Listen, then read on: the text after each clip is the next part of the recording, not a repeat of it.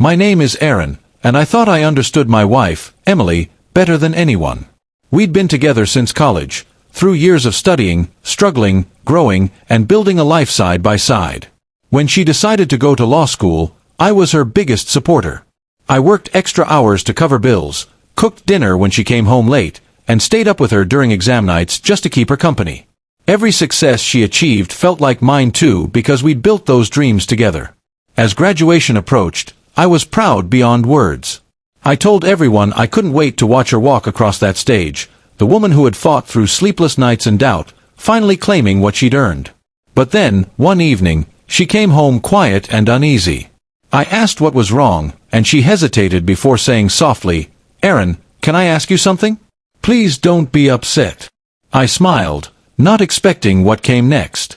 "Can you not come to my graduation?" At first, I laughed, thinking she was joking. But when she didn't smile, the air shifted. "Wait, what? Why wouldn't you want me there?" I asked. She looked away, twisting her ring nervously.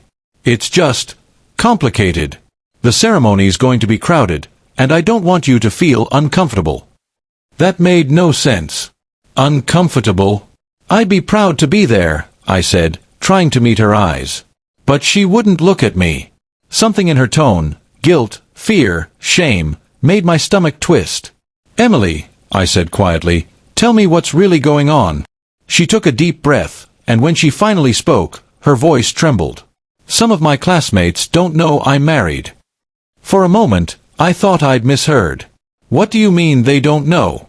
You've been in law school for 3 years." She nodded slowly. "I didn't hide you because I'm ashamed," she said quickly. "It's just, most of them are single, and the culture there is different. I didn't want them to see me as someone who had less time, less freedom, fewer opportunities. I wanted to fit in." Her words cut through me like cold wind. "So you pretended to be single?" I asked, my voice barely steady. She covered her face with her hands. "I didn't mean for it to go that far. At first, I just didn't mention you. Then it got harder to explain. People assumed, and I let them."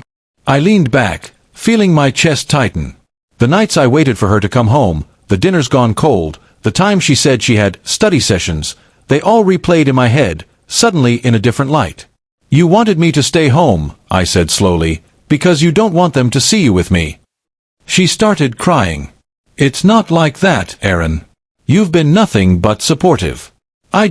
She paused, her voice cracking. "I didn't want them to see me as someone tied down. I worked so hard to be taken seriously, and I was scared they'd judge me for being married young." I sat there, silent, trying to understand. It wasn't betrayal in the traditional sense, she hadn't cheated, but it still felt like one. I had given everything I could to help her succeed, and somewhere along the way, she'd erased me from that story. I stood up quietly, walked to the window, and said, "You wanted to build a life they'd respect. I just didn't realize it was one without me in it." She sobbed, begging me to understand, to forgive, but in that moment, all I could feel was invisible. The next few days passed in painful quiet.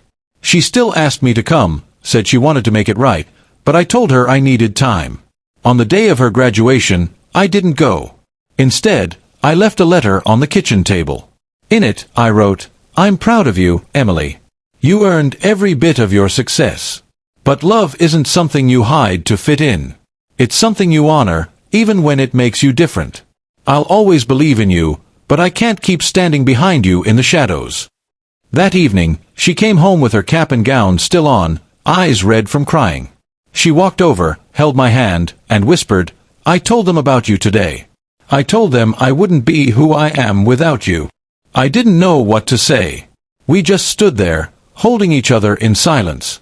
It took months for us to rebuild what had cracked that week, but we did, slowly, painfully, honestly. Emily learned that love and ambition aren't opposites, and I learned that sometimes even good people make choices out of fear, not malice. Now, years later, her graduation photo still sits on our shelf, but beside it is another one. The two of us, standing together, no masks, no secrets. Because in the end, the truth we brought back from that heartbreak was simple. Love deserves to be seen.